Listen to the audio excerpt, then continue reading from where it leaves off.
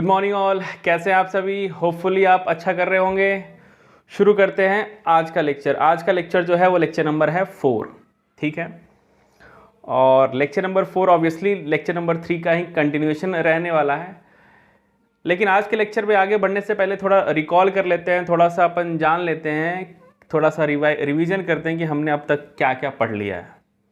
देखिए, हमने kinematics start किया था। काइनेमैटिक्स में सबसे पहले हमने काइनेमैटिक्स को डिफाइन किया, उसके इंट्रोडक्शन को हमने सीखा।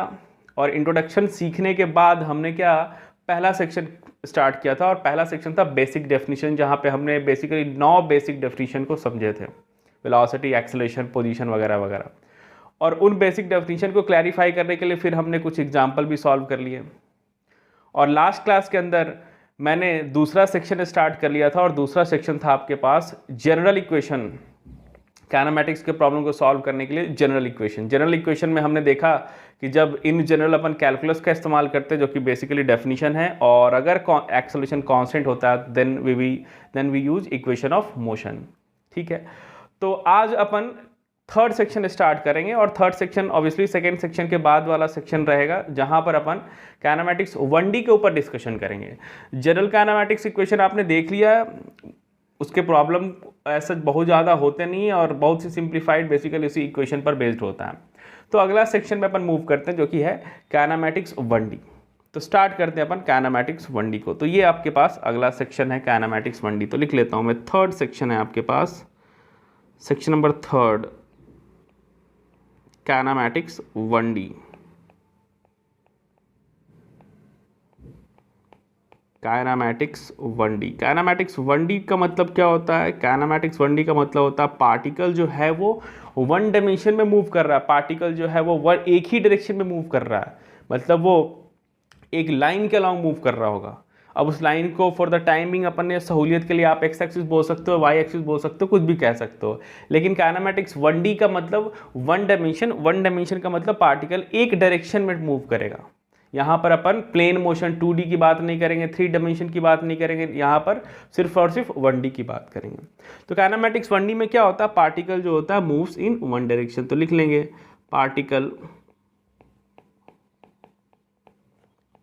Moves in one direction. Direction नहीं, अपन यहाँ पे अपन बात करेंगे स्ट्रेट लाइन लिख लेते हैं, क्योंकि डायरेक्शन कभी कभी क्या होता है, एक लाइन में तो अपन जाते हैं, लेकिन कभी कभी लेफ्ट से राइट जाते जाते अपन वापस पलटी भी खा जाते हैं, राइट से लेफ्ट चले जाते हैं। तो वन डायरेक्शन कहने से अच्छा है आप कहेंगे particle moves in straight line.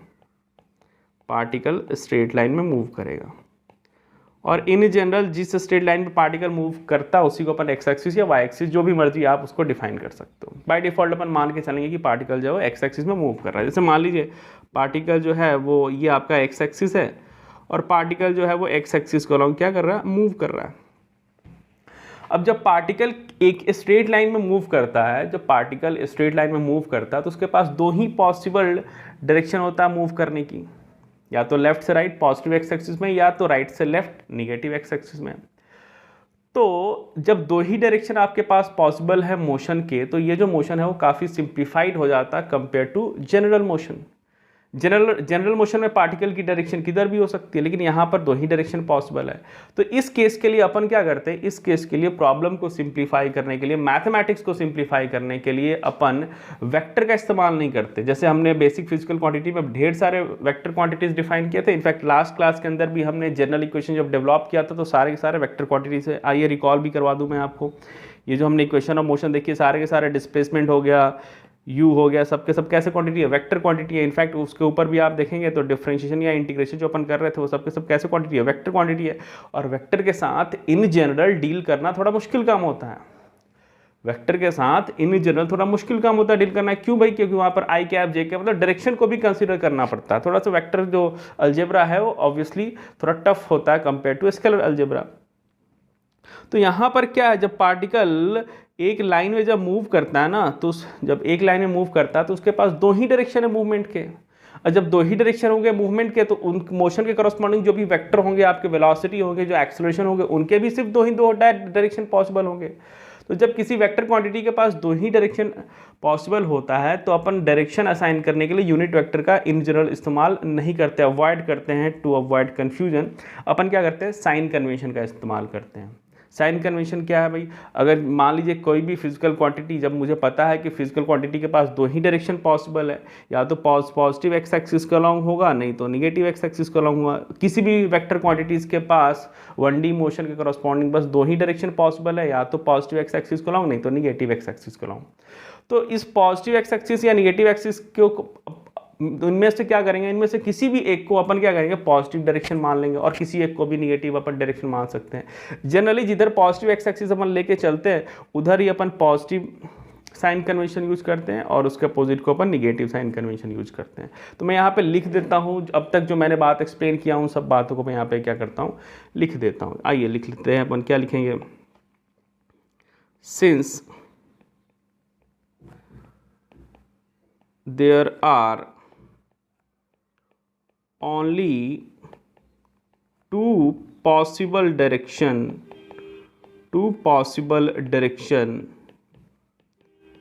since there are only two possible direction for vector physical quantity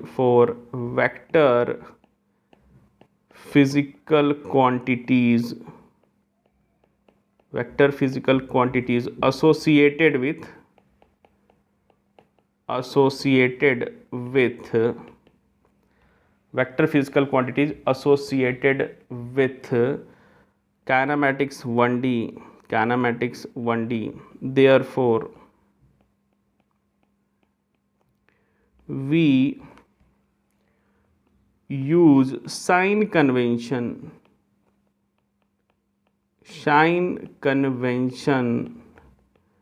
rather than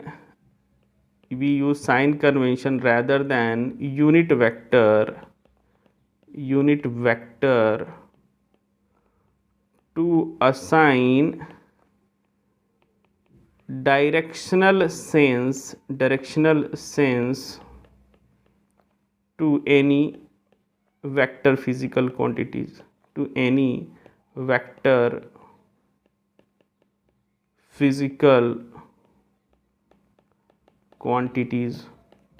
जैसे अभी मैं आपको समझा देता हूँ। जैसे मान लीजिए ऊपर वाला एग्जांपल देखिए, मान लीजिए पार्टिकल जो है वो लेफ्ट से राइट मूव कर रहा है, तो मैं एक साइन कन्वेंशन असाइन कर रहा हूँ कि जिधर पॉजिटिव एक्स एक्सिस के अलॉन्ग जो भी वेक्टर डायरेक्टेड होगा उसको मैं प्लस लिखूंगा, अगर निगेटिव एक्स एक्सिस के अलॉन्ग जो भी डायरेक्टेड होगा उसको मैं माइनस लिखूंगा। फॉर एग्जांपल ऊपर वाले में ही मान लीजिए पार्टिकल जो है उसकी वेलोसिटी जो है वो आगे की ओर है, लेकिन उसका जो एक्सेलरेशन है वो पीछे की ओर है। तो वेलोसिटी मान लीजिए 2 मीटर पर सेकेंड है, तो मैं क्या करूँगा, 2 के आगे प्लस का सिंबॉलिक रिप्रेजेंटेशन करूँगा। ये प्लस क्या इंडिकेट करेगा, ये प्लस उसके डायरेक्शन को इंडिकेट करेगा कि वो हमारे साइन कन्वेंशन के अकॉर्डिंग जा रहा है, मतलब हमारा साइन कन्वेंशन जिधर पॉजिटिव कह रहा है उधर ही वो वेक्टर डायरेक्टेड है। और अगर एक्सेलरेशन मान लीजिए -1 मीटर पर सेकेंड स्क्वायर है, 1 मीटर पर सेकेंड स्क्वायर है उसकी मैग्नीट्यूड, तो ये माइनस क्या इंडिकेट कर रहा है, माइनस यही इंडिकेट कर रहा है कि हमने जो डायरेक्शन असाइन किया निगेटिव एक्स एक्सिस को अलॉन्ग माइनस लिया है तो वो माइनस है। तो ये जो प्लस माइनस मैं लिखता हूँ वो बेसिकली यूनिट वेक्टर जैसा यहाँ पर रोल प्ले करता है, और यूनिट वेक्टर लिखने से अपन यहाँ पे बचते हैं क्योंकि यूनिट वेक्टर देख के बच्चों को ऐसे ही डर लग जाता है। तो यूनिट वेक्टर को अपन अवॉइड करते हैं। यूनिट वेक्टर का रोल यानी डायरेक्शन का रोल यहाँ पर कौन किससे अपन हेल्प, किसके मदद से अपन यूज करते हैं, साइन कन्वेंशन का। तो ये याद रहेगा, ठीक है। एक बार रीड कर लीजिए फिर से, मैंने क्या लिखा, since there are only 2 possible direction for vector physical quantities associated with kinematics 1D, सिर्फ दो ही डायरेक्शन पॉसिबल है, या तो लेफ्ट से राइट नहीं तो राइट से left. Therefore we use sign convention rather than unit vector to assign directional sense to any vector physical quantities, ठीक है ना।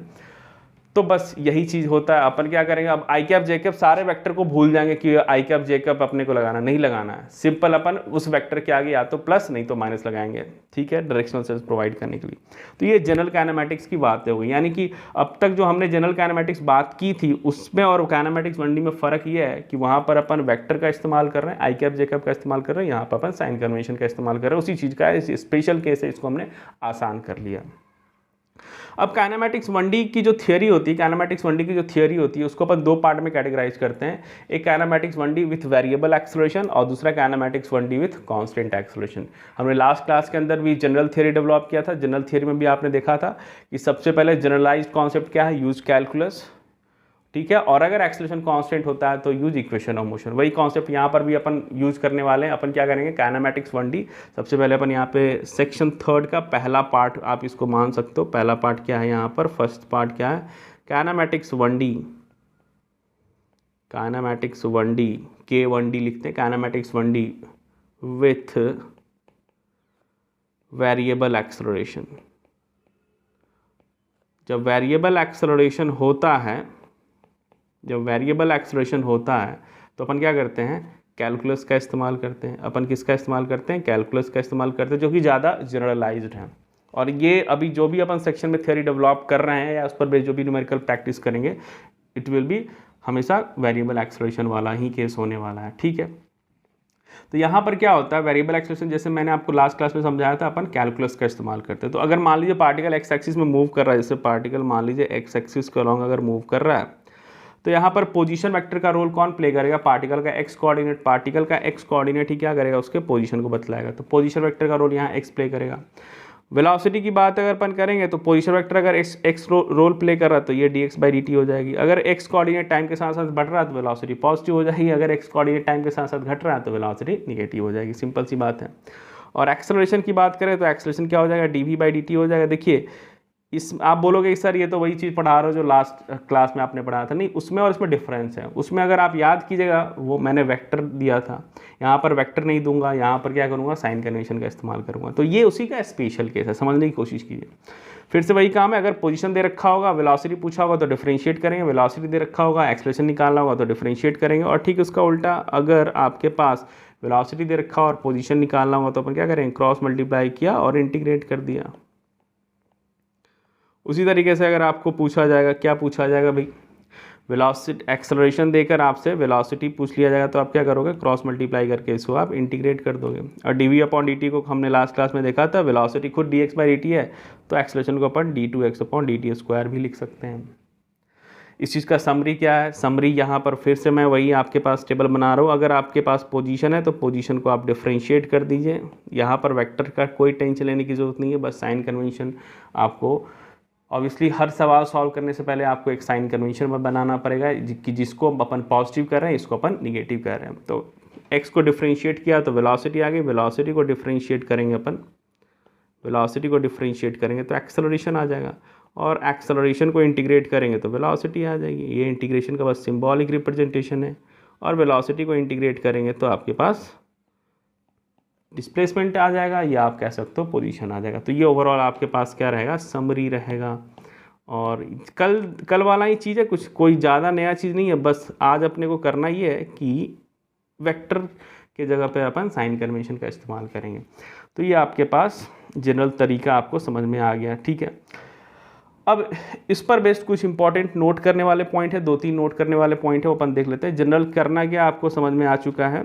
कैलकुलस का इस्तेमाल करते हैं कब, जब पार्टिकल का एक्सेलरेशन वेरिएबल होता है।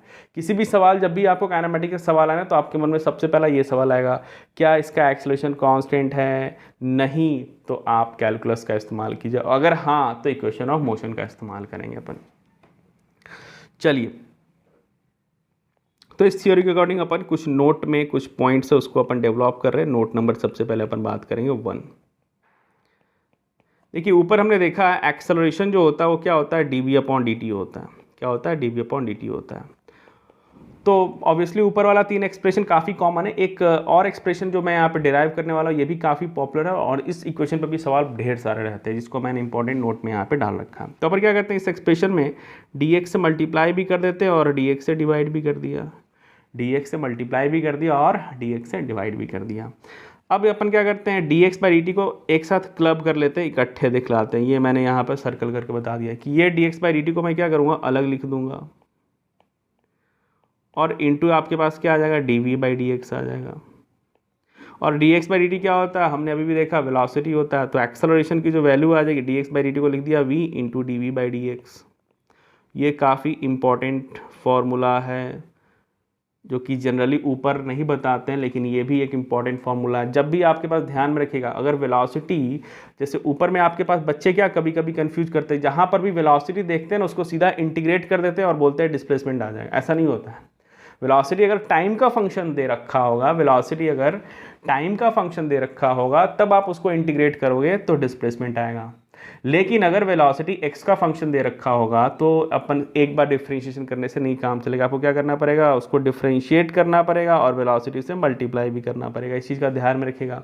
ऐसा नहीं कि वेलोसिटी जो भी वेलोसिटी दे रखा होगा उसको इंटीग्रेट कर देंगे तो डिस्प्लेसमेंट आ जाएगा, ऐसी बिल्कुल बात नहीं होती है। वेलोसिटी अगर टाइम का फंक्शन होगा तो एक बार डिफरेंशिएट करोगे तो एक्सेलरेशन आएगा, और वेलोसिटी अगर x का फंक्शन होगा तो आपको वेलोसिटी इंटू dv/dx करना पड़ेगा। ये चीज़ समझ में आ गया।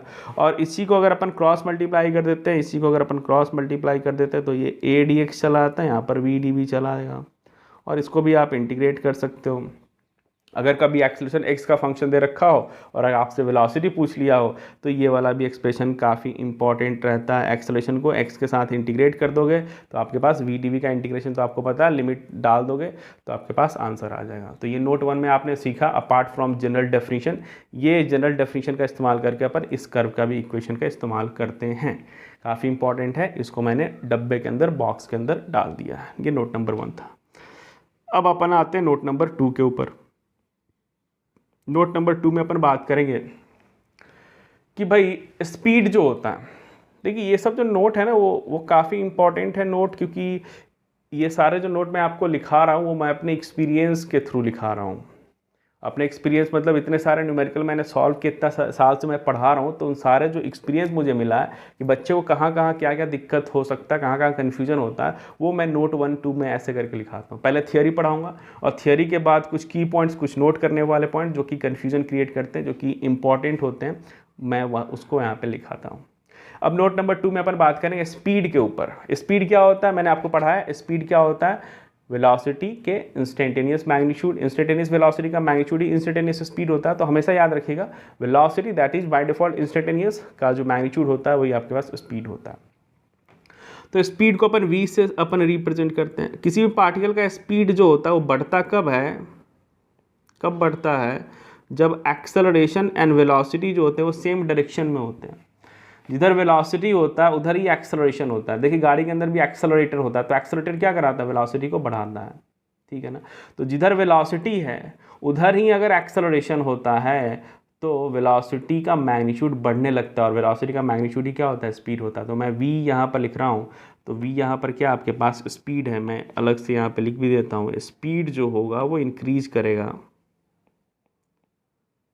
कब, जब acceleration and velocity have same direction, have same direction.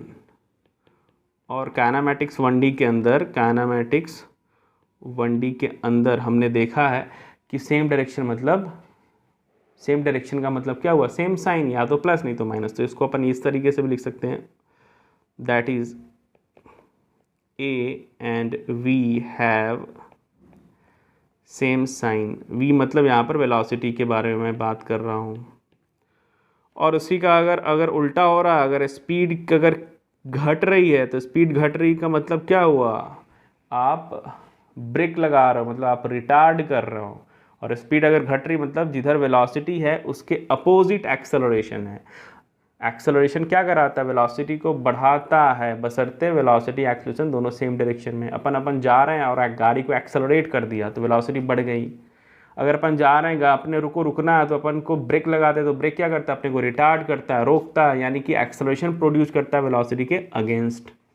तो यहाँ पर भी अपन लिखेंगे स्पीड घटता है कब, जब acceleration and velocity have opposite direction, have opposite direction,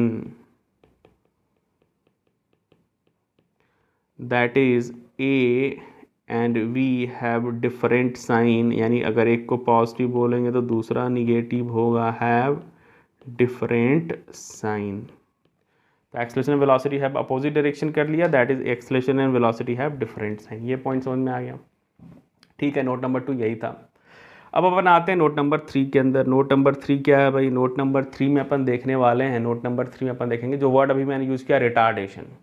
तो रिटार्डेशन का मतलब निगेटिव एक्सेलरेशन नहीं होता है। रिटार्डेशन जो अभी मैंने आपको नीचे वाला जो केस समझाया, स्पीड घटने वाला जो केस, उसी को अपन रिटार्डेशन कहते हैं। तो जब एक्सेलरेशन और वेलोसिटी अपोजिट सेंस में होता है then acceleration is called retardation, ठीक है ना। ऐसा नहीं कि negative acceleration is called retardation. Negative positive कौन डिसाइड करेगा? हमारा साइन कन्वेंशन डिसाइड करेगा। एक्सेलरेशन पॉजिटिव भी हो सकता है, निगेटिव भी हो सकता है, that will be decided by और govern by our sign convention. But ये रिटार्डेशन वर्ड अपन कब इस्तेमाल करते हैं? जब एक्सेलरेशन वेलोसिटी अपोजिट सेंस में होता है। तो acceleration is said to be retardation, said to be retardation. Retardation मतलब स्पीड घटना, जो ऊपर अब मैंने आपको पॉइंट समझाया है। तो acceleration is said to be retardation if velocity, that is v, and acceleration have opposite direction, have opposite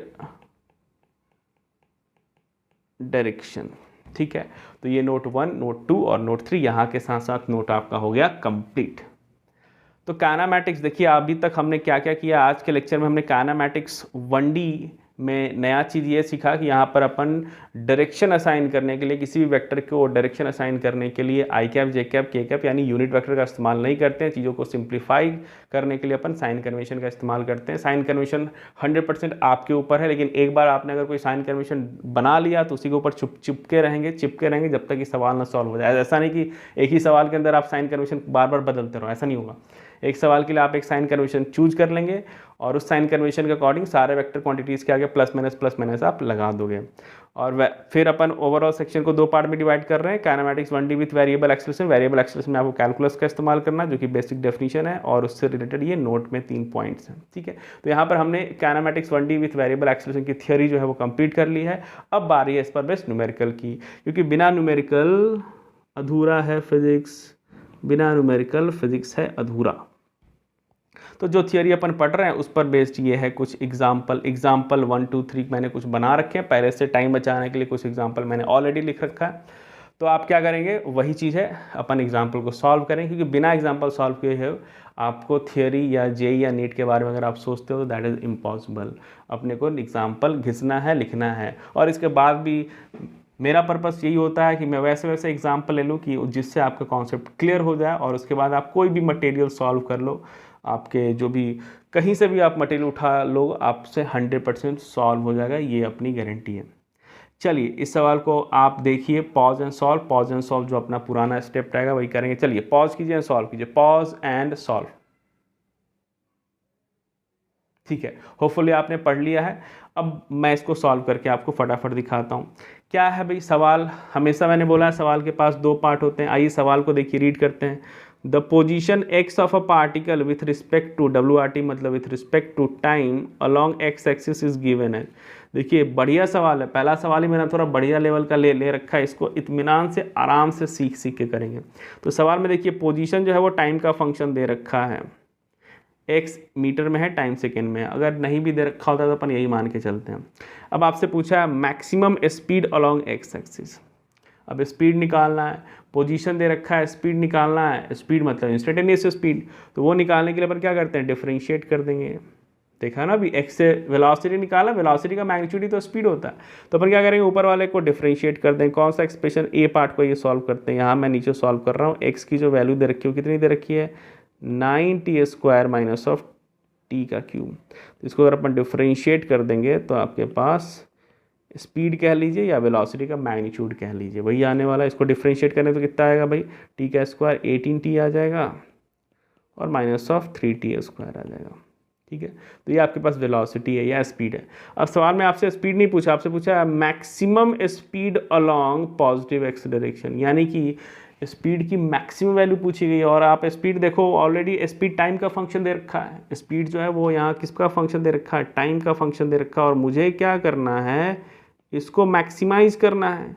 और जैसे फिजिक्स के अंदर मैक्सिमम या मिनिमम वर्ड अपन सुनते हैं तो हमारे दिमाग में क्या चला आता है, हमारे दिमाग में चला आता है कैलकुलस, जो कि अपन बेसिक मैथ्स में पढ़ चुके हैं। मैक्सिमा एंड मिनिमा निकालने के लिए अपन क्या करते हैं, उस फंक्शन को डिफरेंशिएट करके 0 के बराबर कर देते हैं। तो मुझे मैक्सिमाइज किसको करना था, स्पीड को करना था, तो मैं इसको एक बार और डिफरेंशिएट करूँगा और उसको 0 के बराबर करूँगा। तो एक बार और आप इसको 0 डिफरेंशिएट कर दो तो कितना आ जाएगा, 18 आ जाएगा, और 3t² को डिफरेंशिएट करोगे तो 6t आ जाएगा। और इसको अगर अपन 0 के बराबर करेंगे तो यहाँ से टाइम की जो वैल्यू आएगी वो आपके पास देखिएगा 3 सेकेंड आ जाएगा। अब इस पर मैक्सिमा है कि मिनिमा है ये चेक करने के लिए अपने को क्या करना पड़ता है, डबल डिफरेंशिएशन करना होता है। तो अपन क्या करेंगे, एक बार और डबल डिफरेंशिएशन करोगे, डबल डिफरेंशिएशन करोगे आप तो 18 कांस्टेंट का डिफरेंशिएशन हो गया 0, ये -6 है। निगेटिव यहाँ पर आ रहा है, मतलब ये इंडिकेट कर रहा है कि टी की वैल्यू 3 सेकेंड पर आपको मैक्सिमा मिलेगा। अगर यहाँ पर पॉजिटिव आ जाता तो अपन क्या कहते हैं, टी की वैल्यू 3 सेकेंड पर आपको मिनिमा मिलेगा। ठीक है, तो टी यहाँ पर डबल डिफरेंशिएशन निगेटिव आ रहा है, मतलब आपको टी की वैल्यू 3 पर मैक्सिमम मिलेगा। तो टी की वैल्यू 3 पर मैक्सिमम मिलेगा तो अपन क्या करेंगे, टी को वापस वेलोसिटी वाले इसमें सब्स्टिट्यूट कर लेंगे। तो स्पीड की जो मैक्सिमम वैल्यू हो जाएगी वो मैं यहाँ पर लिख रहा हूँ। आपके ने कैसे निकाला है, 18t, और टी के जगह पर आप क्या रखोगे, 3 रख दोगे, -3, और टी के जगह पर क्या रखोगे, 3 का स्क्वायर यानी कि 9। तो 18 3 आपके पास 54 हो गया, और 3 9 कितना हो गया, 27 हो गया। तो इसकी वैल्यू भी कितनी आ गई भाई, बताइए बताइए बताइए बताइए बताइए कितनी हो गई भाई इसकी वैल्यू, 27 वही हो गया, 27 मीटर पर सेकेंड ही इसकी क्या हो गई, मैक्सिमम स्पीड हो गई। तो पहले का आंसर आपने यहाँ पे लिख लेना है, क्या लिख लेना है, 27 मीटर पर सेकेंड, यही है। अगले पार्ट में चले आते हैं। पार्ट नंबर बी क्या है, position of turning point. Turning point मतलब, टर्निंग पॉइंट का मतलब क्या होगा, अगर वो 1D में जा रहा है और टर्न कर रहा है मतलब वो पलटी खाया होगा। पलटी खाया कैसे खाया होगा, पार्ट बी को मैं यहाँ पे समझा देता हूँ। जैसे मान लीजिए पार्टिकल अगर ऐसे जा रहा है, ऐसे जा रहा है, ऐसे जा रहा है, वो पलटी खाया, तो पलटी खाया कुछ ऐसा मोशन होगा। देखिए हो रहा है 1D मोशन, लेकिन मैंने दोनों पाथ को अलग अलग दिखाया जस्ट फॉर विजुअलाइजेशन पर्पस। तो जहाँ पर वो पलटी खा रहा, देखिए पलटी खाने से पहले उसकी वेलोसिटी कैसी थी, इस डायरेक्शन में थे, यानी वेलोसिटी किधर होगी, पॉजिटिव होगी। और पलटी खाने के बाद वेलोसिटी किधर थी, इस डायरेक्शन में थी, यानी वेलोसिटी किधर होगी, निगेटिव होगी। मैंने साइन कन्वेंशन बाय डिफॉल्ट क्या माना, लेफ्ट से राइट को पॉजिटिव, राइट से लेफ्ट को निगेटिव माना है। तो पहले वेलोसिटी पॉजिटिव है, बाद में वेलोसिटी निगेटिव हो गई, यानी कि जहाँ पर पलटी खाया होगा वहाँ पर वेलोसिटी कितनी होगी, 0 होगी। तो ये रूल हमेशा याद रख लीजिए, जहाँ पर पार्टिकल पलटी खाता है 1 डायमेंशन मोशन में, जहाँ पर भी पार्टिकल पलटी खाता है 1 डायमेंशन या 1 डायरेक्शनल मोशन में, तो वहाँ पर वेलोसिटी क्या होता है, 0 होता है। इस चीज़ को जरूर याद रखिएगा, ये आगे न्यूमेरिकल सॉल्व करने में थ्रू आउट मैकेनिक्स काम आएगा। पार्टिकल पलटी वहाँ से खाता है, यानी कि अगर जा रहा और पलटी वापस कब खाएगा, जब जहाँ पर उसकी वेलोसिटी 0 हो गई। ठीक है ना, तो ये रूल हमेशा याद रखिएगा कि पलटी खाने वाले पॉइंट पर वेलोसिटी क्या होती है, 0 हो जाती है।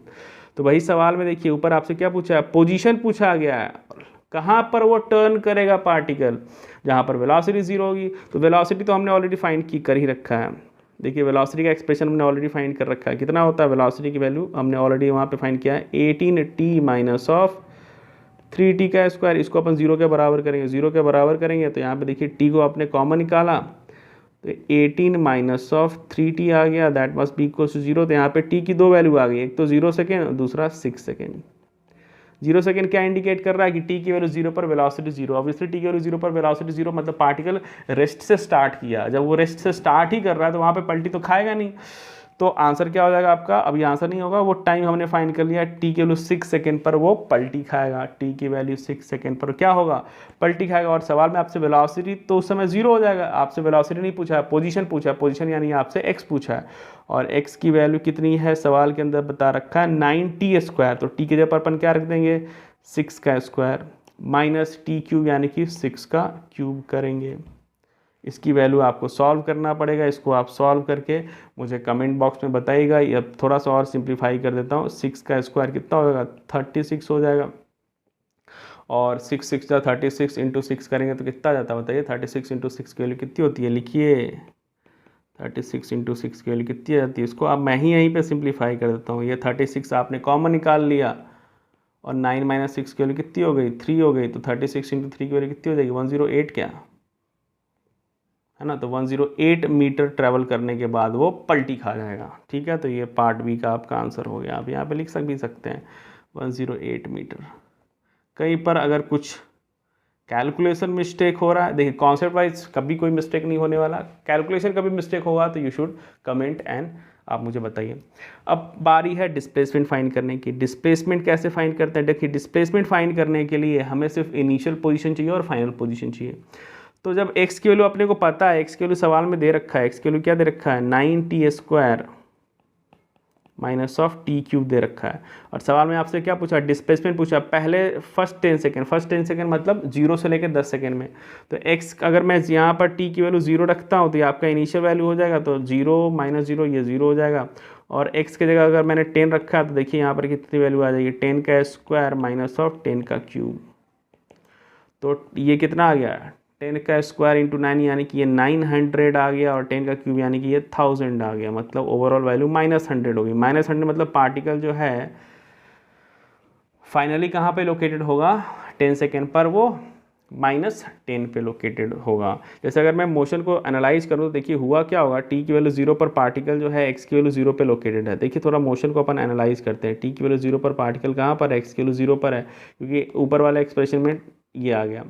और वेलोसिटी की जहाँ तक अपन बात करें तो शुरुआत के टाइम पर वेलोसिटी जो होगी वो पॉजिटिव ही होने वाली है। कैसे अपन बता सकते हैं, कैसे बता सकते हैं बताइए। टी की वैल्यू अगर अपन यहाँ पर देखें, वेलोसिटी का एक्सप्रेशन अगर अपन देख रहे हैं तो क्या आ जाएगा, 18t माइनस ऑफ t² है। तो t को मान लीजिए आपने 1 रख दिया, तो t को 1 रख दोगे आप, वेलोसिटी का एक्सप्रेशन यहाँ पे देखिए, अगर आपने t को 1 रखा मतलब थोड़ी सी कम वैल्यू अपन रखना है, तो 18 माइनस ऑब्वियसली पॉजिटिव आ रही है। तो शुरुआत में क्या होगी, वेलोसिटी पॉजिटिव होगी तो पार्टिकल पॉजिटिव एक्स एक्सिस के अलॉन्ग जाएगा जाएगा जाएगा, लेकिन मेरे को ऐसा लग रहा है जैसे हमने ऊपर फाइंड किया, टी की वैल्यू 6 सेकेंड पे 6 सेकेंड पर वेलोसिटी उसकी 0 हो जा रही है, यानी कि टी की वैल्यू 6 सेकेंड पर वेलोसिटी हो गई 0। टी की वैल्यू 6 सेकेंड पर वेलोसिटी 0 हो गई, मतलब वहाँ पे पार्टी क्या हुआ, पलटा है। और टी के वैल्यू 6 सेकेंड तक उसने डिस्टेंस कितना कवर किया था, अगर आपने कैलकुलेट किया हो, 6 6 36 हमने ऑलरेडी फाइंड किया हुआ है, 108 मीटर। यानी यहाँ पर x की वैल्यू कितनी होगी, 108 मीटर होगी। लेकिन पार्टिकल अब उसके बाद वहाँ गया नहीं है, पार्टिकल वहाँ से क्या हुआ है, पलटी खाया, यानी पलट गया यहाँ से। और जब पलट गया तो ये वापस जैसा कि हमने ऊपर सॉल्व किया, x की वैल्यू 10 पे अगर अपन बात करेंगे, सॉरी टी की वैल्यू 10 सेकेंड पे अगर अपन बात करेंगे, यानी कि टी की वैल्यू 10 सेकेंड पे अपन बात करेंगे, तो पार्टिकल कहाँ पे होगा, -100 मीटर पे होगा। तो -100 जो है कहीं यहाँ पर आप लिख लीजिए, x की जो वैल्यू होगी वो -100, यानी कि x की वैल्यू 0 से किधर होगी, निगेटिव साइड होने वाली है। ठीक है क्या, यहाँ तक समझ में आ गया? ठीक है। हालांकि ये सवाल का वो पार्ट नहीं था, सी का भी आप यहाँ पे आंसर लिख सकते हैं, कितना हो जाएगा, -100 मीटर। ये डिस्प्लेसमेंट हो गया। फाइनल माइनस इनिशियल, फाइनल आपका -100 पे, इनिशियल आपका 0 है, तो फाइनल माइनस इनिशियल करोगे तो डिस्प्लेसमेंट आ जाएगा। अब बारी है डिस्टेंस की। अब ये डिस्टेंस निकालने के लिए अपने को एग्जैक्ट पाथ निकालना पड़ेगा कि पार्टिकल कैसे मूव किया है, और लकली हमने वो काम अभी ऑलरेडी कर लिया है। डिस्टेंस 10 सेकेंड में कितना होगा देख लीजिए, डिस्टेंस 10 सेकेंड में कितना होगा ऑलरेडी हमने कैलकुलेट कर लिया। देखिए 0 से 6 सेकेंड में जब वो जा रहा था तो डिस्टेंस 108 किलोमीटर कवर किया। फिर वो जब 6 से वापस इधर जा रहा था तो यहाँ से यहाँ 108 होगा, और फिर यहाँ से यहाँ कितना होगा, 100 होगा। तो टोटल पाथ का लेंथ कितना आ जाएगा, 108 गया, 108 रिटर्न हुआ, और प्लस 100। डिस्टेंस कभी निगेटिव नहीं होता है। इसको कितने इसकी वैल्यू आ जाएगी बताइए, 8 8 जा 60, आप लिख सकते हो 100 100 100 316 आ जाएगी। 316 मीटर का वो डिस्टेंस कवर किया है। तो आंसर में आप यहाँ पे लिख देंगे 316 मीटर का डिस्टेंस कवर किया है। ठीक है। और अब लास्ट पार्ट, एक्सेलरेशन बताना है। एक्सेलरेशन बताना कब, जब वेलोसिटी की वैल्यू 0 हो जाए। वेलोसिटी की वैल्यू 0 कब होगी वो हमने ऑलरेडी यहाँ पर फाइंड कर लिया था। कौन से वाले पार्ट में फाइंड किया था, पलटी वाले, यानी कि पोजीशन वाले बी वाले पार्ट में। देखिए टी की वैल्यू 0 सेकेंड और टी की वैल्यू 6 सेकेंड पर पार्टिकल की जो वेलोसिटी होती है वो 0 होती है। तो ऑब्वियसली मेरे को बताना है, एक्सेलरेशन बताना पार्टिकल का व्हेन वेलोसिटी 0। तो 2 इंस्टेंट पर वेलोसिटी 0 हो रहा, एक टी की वैल्यू 0 सेकेंड, एक टी की वैल्यू 6 सेकेंड पर। और अगर आपके पास वेलोसिटी जो एक से जो फंक्शन ऑफ टाइम दे रखा है तो एक बार डिफरेंशिएट करें तो वेलोसिटी आ रही है, और वेलोसिटी को एक बार और डिफरेंशिएट करेंगे तो एक्सेलरेशन आ जाएगा। वो चार्ट याद रखिएगा, एक्स से वी गए, वी से ए गए, ए से वी आए, वी से एक्स आए, तो डिफरेंशिएशन करना पड़ेगा। वेलोसिटी को एक बार और डिफरेंशिएट कर दें, ऑलरेडी हमने यहाँ पे किया हुआ। देखिए ये वाला जो पार्ट है यहाँ पर देखिए, एक्सेलरेशन इक्वल्स टू dv/dt हमने ऑलरेडी किया हुआ। तो एक्सेलरेशन आपके पास आ जाएगा 18 माइनस ऑफ 60। मैं यहाँ पे लिख देता हूँ। अगला जो पार्ट है ई नंबर का, एक्सेलरेशन जो आ जाएगा आपके पास 18 माइनस ऑफ 60। अब टी की वैल्यू अगर अपन जीरो डाल देंगे, क्योंकि टी की वैल्यू जीरो पर भी वेलोसिटी की वैल्यू क्या है, जीरो है, तो टी की वैल्यू जीरो डालने पे आपके पास 18 मीटर पर सेकेंड स्क्वायर आ गया ये, ठीक है। और अगर आपसे पूछा जाएगा टी की वैल्यू कब पूछा गया, 6 सेकेंड पे अगर पूछा गया तो 18 माइनस ऑफ 6 36 आ जाएगा, इसकी वैल्यू कितनी आ जाएगी, minus of 18 metre per second square. Acceleration आपको पता है वेरिएबल है, तो टी की वैल्यू जीरो पर ये एक्सेलरेशन, टी की वैल्यू 6 पर ये एक्सेलरेशन, और जीरो और सेकेंड पर ये आपके पास एक्सेलरेशन क्या है, वेरिएबल होने वाला है, ठीक है। तो यहाँ पर आपका ये सवाल का एक एक पार्ट हमने जो है वो सॉल्व कर लिया है। तो आप लिख सकते हो यहाँ पे, और भी लिख सकते हैं 18 metre per second square and minus 18 metre per second square. तो टी की वैल्यू जीरो पर 80 मीटर पर सेकेंड स्क्वायर और minus of 18 metre per second square भी है, डिपेंडिंग ऑन ऑप्शन। इस चीज़ को आप और क्लैरिफाई से लिख सकते हैं। तो ये पहला एग्जाम्पल था, बढ़िया एग्जाम्पल था, आपको एक एक पार्ट क्लियर होना चाहिए, कैसे पार्टिकल मूव कर रहा है, कैसे इक्वेशन को अपन देखकर इंटरप्रेट कर रहे हैं। और इस एग्जाम्पल से बहुत इंपॉर्टेंट चीज़ आपको सीखने को मिला क्या, कि जब पार्टिकल पलटी खाएगा तो पलटी खाते हुए पॉइंट पर वेलोसिटी कितनी होगी, उसकी जीरो होगी, ठीक है। चलिए एग्जाम्पल नंबर 2 पे फटाफट बिना टाइम गंवाए हुए चले आते। ये रहा आपके पास एग्जाम्पल नंबर 2, और एग्जाम्पल नंबर 2 को आप वही चीज़ है अपने पास, यहाँ थोड़ा एक्स्ट्रा स्पेस या प्रीवियस सवाल ऑक्यूपाई कर लिया, इसको अपन हटा देते हैं। चलिए तो रीड किए रहेंगे अपन, pause and solve, pause and solve, इसको पॉज कीजिए और सॉल्व कीजिए। ये रिलेटिवली ये थोड़ा सा ठीक सवाल होना चाहिए, मतलब ठीक इन द सेंस की आसान सवाल होना चाहिए। चलिए पॉज एंड सॉल्व, ठीक है, आपने सॉल्व कर लिया है, अब मेरी बारी है। देखिए क्या है यहाँ पर, रीड करते हैं एक बार। If velocity v of a particle moving along X axis varies with time, यानी वेलोसिटी और टाइम में ये रिलेशन दे रखा है, बढ़िया चीज़ है। वेलोसिटी जो फंक्शन ऑफ टाइम दे रखा है। आपसे पूछा गया पोजीशन ऑफ पार्टिकल t की वैल्यू 3 सेकेंड पर, एक्सेलरेशन ऑफ पार्टिकल x की वैल्यू 3 मीटर पे, और आपसे ये भी पूछा गया है पोजीशन आपको मान लेना है x of the particle 2 metre, t की वैल्यू 0 सेकेंड पे, यानी कि टाइम की वैल्यू 0 सेकेंड पर पार्टिकल का एक्स कोऑर्डिनेट कितना है, 2 मीटर है। तो इन सबको अपन इस्तेमाल करेंगे। देखिए पार्ट ए को अगर अपन सॉल्व करें तो पार्ट ए को सॉल्व करना आसान काम है, क्योंकि अपने को पोजीशन निकालना है, velocity as a function of time दे रखा और आपसे पोजीशन पूछा गया। क्या करेंगे, थियोरी रिकॉल करेंगे अपन, क्या करेंगे, इंटीग्रेट करेंगे। याद कीजिए अपन क्या करते थे, वी डी टी को इंटीग्रेट कर देते थे तो डी एक्स चला आता था, थियोरी है ना। अब यहाँ पर लिमिट डालना इंपॉर्टेंट है, टी की वैल्यू 0 पे, यहाँ पर देखिए टाइम लिख रखा है ना, तो टाइम के रिस्पेक्ट में यहाँ पर टाइम की वैल्यू अपन लिमिट में डालते हैं। और यहाँ पर देखिए टी की वैल्यू 0 पर एक्स की वैल्यू क्या दे रखी है, 2 मीटर दे रखी है, तो यहाँ पर मैं एक्स के जगह पे 2 मीटर रखूँगा। कॉरस्पॉन्डेंस इनमें होना चाहिए, ठीक है ना, 1 to 1 कॉरस्पॉन्डेंस चलेगा, ऐसा नहीं कि यहाँ पर अलग टाइम वहाँ पर अलग एक्स, दोनों में एक रिलेशन होना चाहिए। और आपसे पूछा गया है, क्या पूछा गया, पहले पर लिख लेते हैं एक्स, किसी भी टाइम टी पर अगर एक्स की वैल्यू एक्स है तो, ठीक है। अब तो लिमिट अपने को डालना है 0 से लेकर t तक, किसी भी टाइम t पर अगर पोजीशन x कोऑर्डिनेट है, तो मैंने यहाँ पर भी कॉरस्पॉन्डेंस बनाया है, t टाइम पर पोजीशन x है। तो वेलोसिटी के जगह पर मैं रख दूंगा 3t का स्क्वायर, यहाँ पर आपके पास dt आ गया, और यहाँ पर dx को इंटीग्रेट करेंगे कितना आएगा, x आएगा, लिमिट डालोगे तो ये x माइनस ऑफ 2 आएगा। 3 आपका कांस्टेंट है, इंटीग्रेशन के बाहर लेके चले जाए, और टी स्क्वायर डी टी का इंटीग्रेशन काफ़ी आसान है, कितना होता है, टी क्यू अपॉन 3 होता है, और लिमिट भी डालोगे t माइनस 0 तो t का t ही रहने वाला है, और यहाँ पर आपके पास x माइनस ऑफ 2 आ गया। 3 से 3 कैंसिल हो गया, और इसको रीअरेंज करेंगे तो x as a function of time आ गया 2 प्लस टी क्यू। और सवाल में आपसे पूछा क्या आ गया, किस टाइम पर पूछा गया, 3 सेकेंड पर पूछा गया है पोजीशन। तो बस x की वैल्यू अगर मैं यहाँ पर t की वैल्यू 3 सेकेंड रख लेता हूँ, तो आपके ऊपर लिख लेते हैं x, t की वैल्यू अगर मैंने 3 सेकेंड रखा तो कितना आ जाएगा, 2 प्लस टी का क्यूब, यानी कि 3 का क्यूब। 3 का क्यूब मतलब 3 3 जा 9, 3 जा 27 प्लस 2 29 मीटर, क्या यही है ना, ठीक है। तो 29 मीटर जो हो जाएगा डिस्प्लेसमेंट हो जाएगा, तो यानी इस पार्ट का आंसर कितना हो गया, 29 मीटर। अब अगले पार्ट का आंसर देखते हैं। अगला पार्ट क्या है, एक्सेलरेशन पूछा गया। देखिए वेलोसिटी जो फंक्शन ऑफ टाइम से पोजीशन निकाली, यानी हमने इंटीग्रेट कर लिया। अब अगर वेलोसिटी जो फंक्शन ऑफ टाइम दे रखा है और आपसे एक्सेलरेशन पूछा, तो आप क्या करोगे, उसको एक बार डिफरेंशिएट कर लोगे। तो velocity as a T, velocity को 3t स्क्वायर दे रखा है, ये पार्ट बी को मैं यहाँ पे सॉल्व कर रहा हूँ। वेलोसिटी 3t स्क्वायर दे रखा है, और अगर आपसे एक्सेलरेशन पूछा जाए तो अपन क्या करेंगे, एक्सेलरेशन की वैल्यू dv/dt, यानी इसको आप डिफरेंशिएट कर दोगे। 3 कांस्टेंट है, डिफरेंशिएशन के बाहर आ गया, और t स्क्वायर का डिफरेंशिएशन हो गया आपके पास 2t। तो 3 इंटू 2 की वैल्यू कितनी हो जाएगी, 60 हो जाएगी। लेकिन सवाल में आपसे क्या पूछा गया, एक्सेलरेशन पूछा गया, लेकिन वहाँ पर टाइम की वैल्यू नहीं दे रखा है, यहाँ पर x की वैल्यू दे रखा है, यानी पोजीशन दे रखा है। देखिए सवाल में इसी तरीके से आपको घुमा फिरा के पूछेगा ये, और जो सारे के सारे सवाल है ना वो मेरे बढ़िया लेवल के सवाल उठा रखे हैं, ऐसे कोई इधर उधर वाला ये सवाल नहीं, ये ऐसे सवाल है जो कि आपको दिमाग को ओपन करेगा, आपको सिखाएगा। अब x की वैल्यू तो देखिए acceleration as a function of time हमारे पास आ गया, लेकिन मुझे x की वैल्यू 3 पर कितना टाइम है, अगर वो मैं टाइम को यहाँ पे सब्स्टिट्यूट कर दूंगा, x की वैल्यू 3 मीटर पे, x की वैल्यू 3 मीटर पे टाइम कितना है वो टाइम निकाल कर अगर मैं 60 में t को प्लेस कर दूंगा तो अपना काम बन जाएगा। तो x as a function of time तो हमने ऑलरेडी फाइंड किया हुआ, कहाँ पर फाइंड किया हो गया भैया, ये वाला फाइंड किया हुआ। तो इसका अपन इस्तेमाल करते हैं। x की वैल्यू क्या दे रखा है, x की वैल्यू दे रखा है 2 प्लस ऑफ टी क्यू। तो किस टाइम पर x की वैल्यू 3 मीटर होता है वो अपन यहाँ पे लिखते हैं। x की वैल्यू 3 मीटर दिया गया, तो x के जगह पर मैंने रखा 3 मीटर, यहाँ पर 2 प्लस टी क्यू आ गया।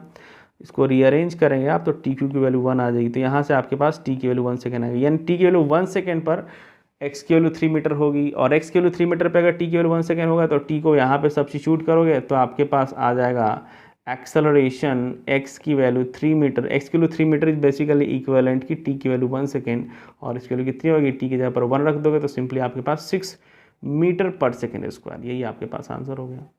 तो यहाँ पर भी आप लिख सकते हो, इसका आंसर हो जाएगा 6 मीटर पर सेकेंड स्क्वायर। कहीं भी कुछ भी अगर आपको एरर दिखता है तो आप मुझे कमेंट बॉक्स में बताइए, ठीक है। तो ये आपका एग्जाम्पल नंबर 2 हो गया। फटाफट एग्जाम्पल नंबर 3 की ओर चलते हैं। सॉल्व करेंगे, सॉल्व करने में कोई भी कंजूसी नहीं करेंगे, क्योंकि जितना ज़्यादा आप पेन घसोगे, मेरा एक्सपीरियंस है बेटा, इस चीज़ का फ़ायदा उठा लो आप सभी, जितना ज़्यादा पेन आप घसोगे, जितना ज़्यादा आप प्रैक्टिस करोगे, जितना ज़्यादा लिखोगे, उतना फिजिक्स आपका अच्छा होता जाएगा। चलिए इस सवाल को भी पॉज एंड सॉल्व।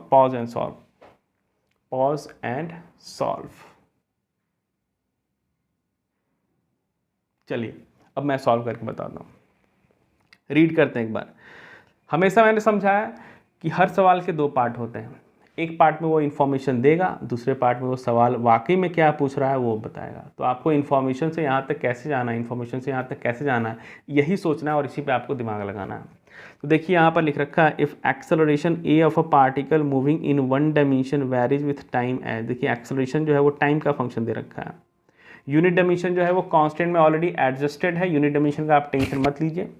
और आपसे पूछा गया पोजीशन पूछा गया, वेलोसिटी पूछा गया, और साथ में एक और इन्फॉर्मेशन दे रखा है कि टी की वैल्यू 0 पर पोजीशन और वेलोसिटी की वैल्यू भी दे रखी है। अब बताइए acceleration as a function of time दे रखा और आपसे पोजीशन पूछा गया, वेलोसिटी पूछा गया, तो मुझे पता है कि अगर acceleration as a function of time दे रखा है तो उसको एक बार इंटीग्रेट करेंगे तो वेलोसिटी मिल जाएगा, और एक बार और इंटीग्रेट करेंगे तो पोजीशन मिल जाएगा। आइए तो लिमिट का भी ख्याल रखते हुए अपन काम करते हैं। एक्सेलरेशन है पार्ट, पहले एक्सेलरेशन है आपके पास 2t+1, और एक्सेलरेशन को अपन क्या लिख सकते हैं, dv/dt लिख सकते हैं। क्रॉस मल्टीप्लाई करके अपन इंटीग्रेट कर देंगे 2t+1 dt, और यहाँ पर आपके पास आ जाएगा dv। घबराने की बिल्कुल बात नहीं है।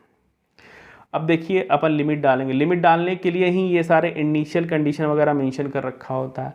देखिए t की वैल्यू 0, यहाँ पर टाइम है ना, तो टाइम करस्पॉन्डिंग लिमिट डालेंगे। t की वैल्यू 0 पर बताइए, यहाँ पर वेलोसिटी कितनी दे रखी है, 2 मीटर दे रखी है, और किसी भी टाइम t पर अगर आपसे वेलोसिटी v है तो ये आपके पास एक्सप्रेशन बन गया 1:1 corresponding upper limit and lower limit में हमने फाइंड कर लिया है।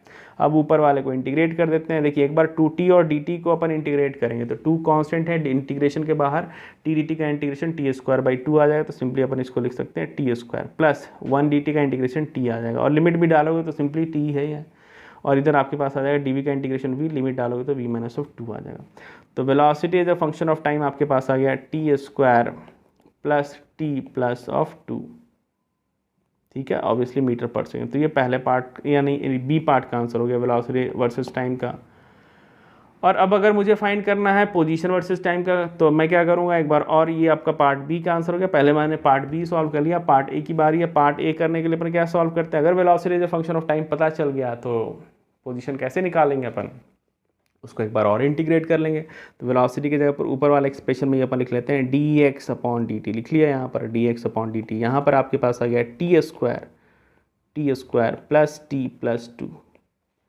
अब क्रॉस मल्टीप्लाई कर लेते हैं अपन, यहाँ पर dx आया, वही क्रॉस मल्टीप्लाई करना इस बेसिकली इंटीग्रेट करना, क्रॉस मल्टीप्लिकेशन किया, यहाँ पर इंटीग्रेट किया। फिर यहाँ पर लिमिट डालने में ख्याल रखेंगे अपन। t की वैल्यू 0 पर देखिए x की वैल्यू दे रखी है, t की वैल्यू 0 पर x की वैल्यू क्या दे रखी है, 3 दे रखी है, तो इससे करस्पॉन्डिंग यहाँ पर 3 लिमिट डाल देंगे। और किसी भी टाइम t पर अगर पोजीशन x है तो यहाँ पर भी t और x में करस्पॉन्डेंस आ गया, ऊपर लेके जाता हूँ। अब इसको इंटीग्रेट करेंगे, dx का इंटीग्रेशन x आ जाएगा और यहाँ पर आपके पास x माइनस ऑफ 3 बना और टी स्क्वायर dt का इंटीग्रेशन कितना बनेगा, t³/3। एक एक करके इंटीग्रेट करते चलिए। टी dt का इंटीग्रेशन कितना बनेगा, t²/2 और 2dt का इंटीग्रेशन कितना बनेगा, 2t। तो x की वैल्यू आपके पास आ गई 3 plus t³/3 plus t²/2 plus of twice t। तो ये आपके पार्ट ए का आंसर हो गया। आसान है, जो थ्योरी आपको पढ़ा है बस उसकी प्रैक्टिस कर रहे हैं अपन कि कब से क्या करते हैं। पोजीशन, वेलोसिटी, एक्सेलरेशन, बस इसी में खेलना पूरी की पूरी काइनेमेटिक्स में, बस इसी के साथ खेलना, पोजीशन, वेलोसिटी एंड एक्सेलरेशन। चलिए फटाफट अगले सवाल में भी मूव करते हैं बिना टाइम गड़बड़ किए हुए। ये पार्ट आ गया। देखिए अब तक जो हमने सवाल सॉल्व किया ना, उसमें एक में position as a function of time दे रखा था, velocity as a function of time दे रखा था और acceleration as a function of time दे रखा था और बाकी दूसरे वेरिएबल के बारे में आपसे पूछा जा रहा था। अब ये सवाल थोड़ा सा अलग है, इसको आप देखिए और सॉल्व कीजिए। Pause and solve, pause and solve. ठीक है, अब बारी मेरी।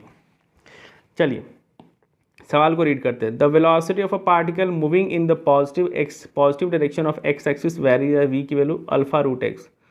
अल्फा जो है वो यहाँ एक पॉजिटिव कांस्टेंट है दे रखा है और आपसे पूछा गया टी की वैल्यू 0 पर एक्स की वैल्यू 0 मीटर आपको एज्यूम करना है और आपसे velocity versus time, acceleration versus time और वेलोसिटी एवरेज पूछा गया है एक्स की वैल्यू 0 मीटर से एक्स की वैल्यू एस मीटर के बीच। ठीक है, तो ये सब क्वांटिटी है। वी मतलब वेलोसिटी और उसका मैग्नीट्यूड या तो स्पीड कह सकते हो और एक मतलब एक्सेलरेशन होता है, टी की वैल्यू टाइम होता है। ये सब धीरे धीरे आपको इसमें आना पड़ेगा, धीरे धीरे आपको सीखना पड़ेगा। चलिए velocity is a function of X दे रखा है, velocity as a function of आपको एक्स दे रखा है और आपसे पूछा गया वेलोसिटी वर्सेस टाइम। अब इसमें क्या दिमाग लगाएंगे सर, ऐसा तो आपने कुछ पढ़ाया नहीं, दिमाग लगाइए। Velocity as a function of X दे रखा है और आपसे वेलोसिटी वर्सेस टाइम का रिलेशन पूछ लिया, कैसे काम करेंगे अपन। तो यहाँ पर मेरे दिमाग में आ रहा, देखिए वेलोसिटी जो होता है एक α√x सवाल में दे रखा है और मुझे वेलोसिटी और टाइम में रिलेशन फाइंड करना है। तो मैं क्या करूँगा बताइए। वेलोसिटी वर्सेस टाइम में रिलेशन फाइंड करने के लिए मेरे दिमाग में एक और चीज़ का आइडिया आ रहा है कि मैं वेलोसिटी को dx/dt लिख सकता हूँ और ये आपके पास α√x आ गया। ठीक है ना। एक्सेलरेशन वर्सेस टाइम, देखिए सवाल में v वर्सेस x दे रखा और आपसे टाइम में बातें कर रही हैं, तो मैं वेलोसिटी को dx/dt तो लिख ही सकता हूँ, ये तो मुझे पता ही है। अब मैं क्या करूँगा, ये एक डिफरेंशियल इक्वेशन है। डिफरेंशियल इक्वेशन मतलब एक ऐसा, देखिए आपने अलजेब्रिक इक्वेशन सॉल्व किया है क्लास 10 के नीचे, आपने ट्रिगोमेट्रिक इक्वेशन भी सॉल्व किया है और ये आपके पास डिफरेंशियल इक्वेशन है। डिफरेंशियल इक्वेशन में डिफरेंशिएशन वाला टर्म आता है। तो इस टाइप के इक्वेशन को सॉल्व करने के लिए अपन क्या करते हैं, जितने भी आपके एक वेरिएबल, एक यहाँ पर वेरिएबल है एक्स, यहाँ पर एक वेरिएबल एक्स, तो जितने भी सिमिलर टाइप के वेरिएबल है ना उसको अपन इक्वेशन के एक साइड लेके चले जाते हैं और दूसरे टाइप के वेरिएबल को दूसरे साइड लेके चले जाते हैं, फिर दोनों साइड इंटीग्रेट कर लेते हैं तो दोनों में रिलेशन चला आता है। ये जनरल डिफरेंशियल इक्वेशन सॉल्व करने का तरीका है, बेसिक मैथ में ये भी आपको पढ़ाया गया है। तो देखिए यहाँ पर भी देखिए dx आपके पास ऑलरेडी वेरिएबल है और √x को अपन यहाँ लेके चले आते हैं और अल्फा तो कांस्टेंट है, उसको आप लेफ्ट साइड रखो, राइट साइड रखो, कोई दिक्कत नहीं, और dt को इधर लेके चले जाते हैं। ऐसा क्यों कर रहे हैं, क्योंकि अपन डायरेक्टली लेफ्ट साइड को इंटीग्रेट नहीं कर सकते हैं, डायरेक्टली राइट साइड को इंटीग्रेट नहीं कर सकते हैं। तो इसको अपन डिफरेंशियल इक्वेशन सॉल्व करने का ये तरीका होता है। जब भी आपको इस तरीके का इक्वेशन दिख जाए तो आपको करना क्या है, एक एक वेरिएबल, जो एक टाइप के वेरिएबल होते हैं उसको आप इक्वेशन के एक साइड लेकर चले जाओ, जो दूसरे टाइप के वेरिएबल होते हैं उसको आप इक्वेशन के दूसरे साइड लेकर चले जाओ और फिर अपन क्या करते हैं, सबको अपन इंटीग्रेट कर लेते हैं। ये तरीका, इसको आपको सीखना पड़ेगा, यही है सवाल करने का अंदाज, यही है, इसी से आप सीखते जाते हो। अब अपन क्या करेंगे, इसको इंटीग्रेट कर लेंगे। अल्फा तो कॉन्स्टेंट है, डायरेक्टली इंटीग्रेशन के बाहर फेंका और सवाल में देखिए, सवाल में कुछ इन्फॉर्मेशन दे रखा है कि टी की वैल्यू 0 पर एक्स की वैल्यू 0 है, तो यहाँ पे टी की वैल्यू 0 पर एक्स की वैल्यू मैं 0 रखूँगा और किसी भी टाइम टी पर अगर एक्स की वैल्यू एक्स है, इसको करने से फायदा ये होगा कि मुझे X as a function of time आ जाएगा। अब dx/√x को अपन क्या लिख सकते हैं, √x को अपन ऊपर लेके जा सकते हैं, x⁻⁻½ dx का इंटीग्रेशन 0 से लेकर x तक, और यहाँ पे अल्फा तो कांस्टेंट है, dt का इंटीग्रेशन सिंपली t आ जाएगा। अब x⁻⁻½ dx का इंटीग्रेशन हमने बेसिक मैथ में पढ़ाया था, x⁻n का इंटीग्रेशन क्या होता है, x⁻n +1 और यहाँ भी आपके पास n+1 आ गया और लिमिट आपको डालना 0 से लेकर x तक। यहाँ पे आपके पास अल्फा t है ही, लिमिट डालेंगे x⁻⁻½ +1 यानी कि √x हो गया, तो ऊपर में लिख देंगे √x और नीचे में आपके पास 1 माइनस हाफ आ गया, 1 माइनस हाफ कहने का मतलब हाफ आ गया, ऊपर आपके पास 2 आ गया और ये आपके पास अल्फ़ा टी आ गया। दोनों साइड अगर अपन स्क्वायर कर देते हैं तो आपके पास 4x आ गया और अल्फ़ा स्क्वायर टी स्क्वायर आ गया। ये करने का फ़ायदा ये कि आपके पास x की वैल्यू आ जाएगी अल्फ़ा स्क्वायर अपॉन 4 जो कि ओवरऑल एक कांस्टेंट है इंटू टी का स्क्वायर। अब सवाल में ये पूछा नहीं गया था, सवाल में आपसे velocity as a function of time पूछा गया था, लेकिन उसको निकालने से पहले मुझे x as a function of time निकालना पड़ गया।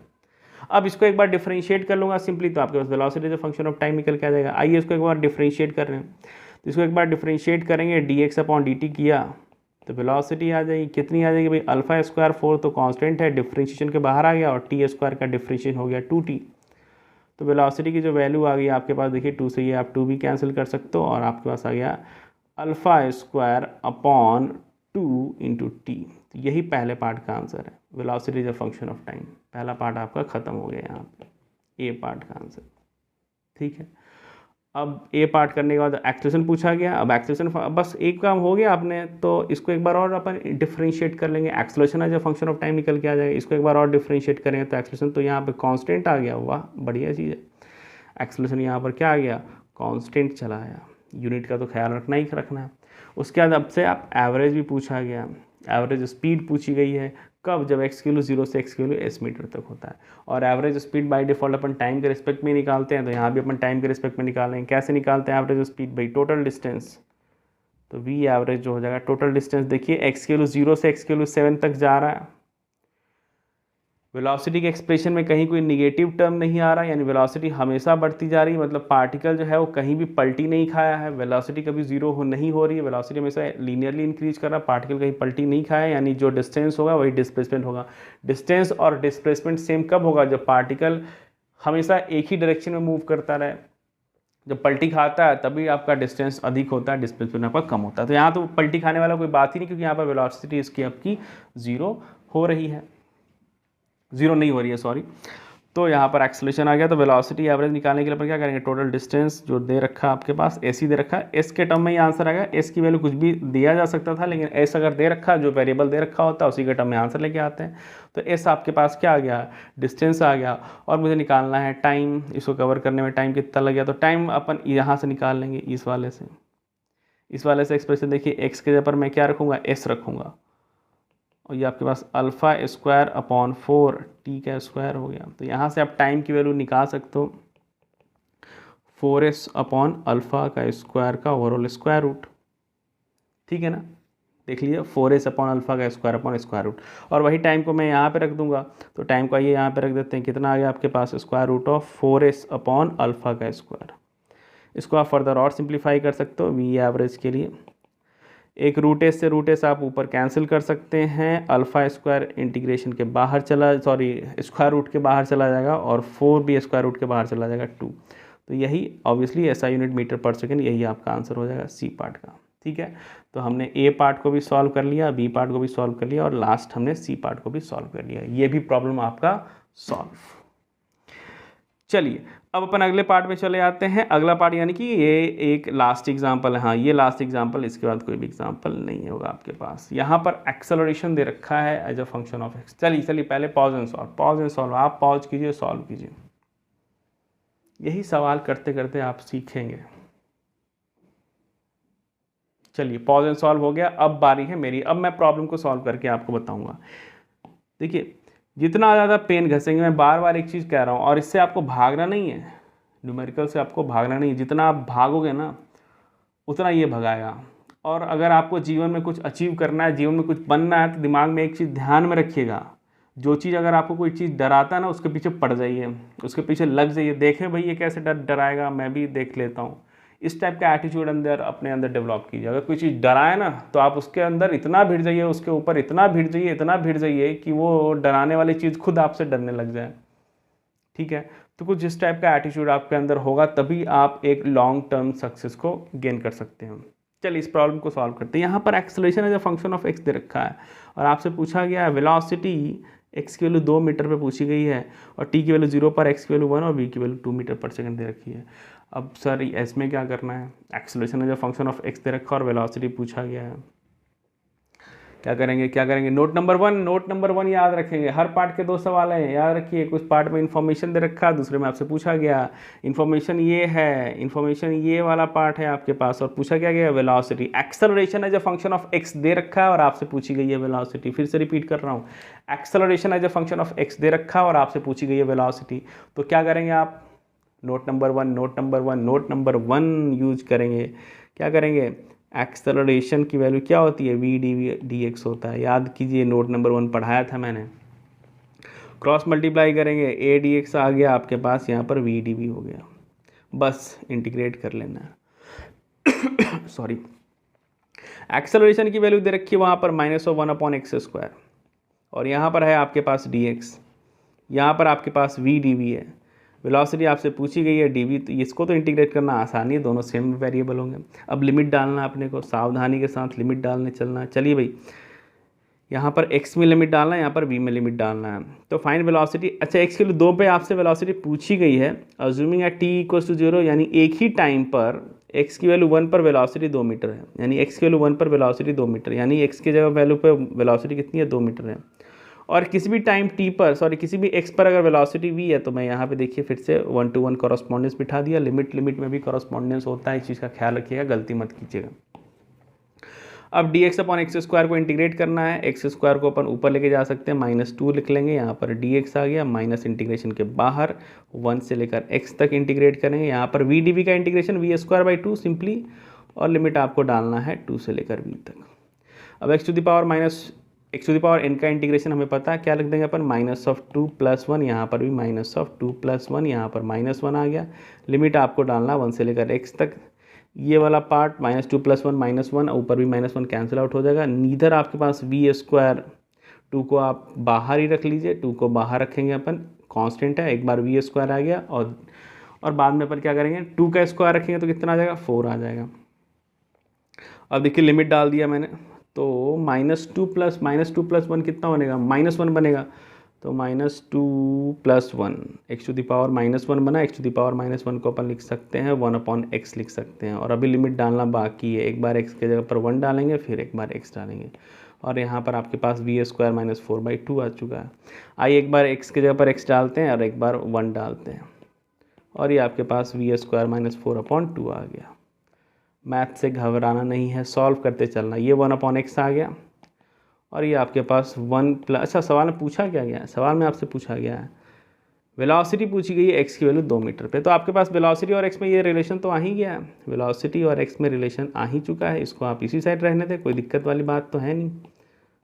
तो 1/x -1 क्रॉस मल्टीप्लाई कर देते हैं अपन, तो यहाँ पे 2 आ जाएगा, और +4 कर देंगे तो आपके पास ये v² आ जाएगा। एक बार आप क्रॉस चेक कर लीजिए, ट्वाइस से मल्टीप्लाई किया, प्लस को ऐड किया। चलिए अब आपसे वेलोसिटी पूछी गई, कब पूछी गई है, x की वैल्यू 2 मीटर पे पूछी गई है। बाय डिफ़ॉल्ट अगर यूनिट भी मेंशन नहीं होगा तो आपको ऐसा यूनिट लेके चलना है। तो x के जगह पर मैं यहाँ पर क्या रखूँगा, 2 यूनिट रखूँगा। तो यहाँ पर आपके पास आ गया 2, 1/2 -1 + 4 v²। ये कितना आ गया, हाफ -1 - हो गया, तो 2 × -12 + 4 v²। तो ये 2 से 2 कैंसिल हो गया, ये -1 + 4 हो गया, ये v² हो गया। तो v² की वैल्यू आ गई आपके पास 3। तो वेलोसिटी की 2 वैल्यू आ गई, कौन कौन सी, ±√3 मीटर/सेकेंड। तो वेलोसिटी की 2 वैल्यू आ गई ±√3 मीटर/सेकेंड।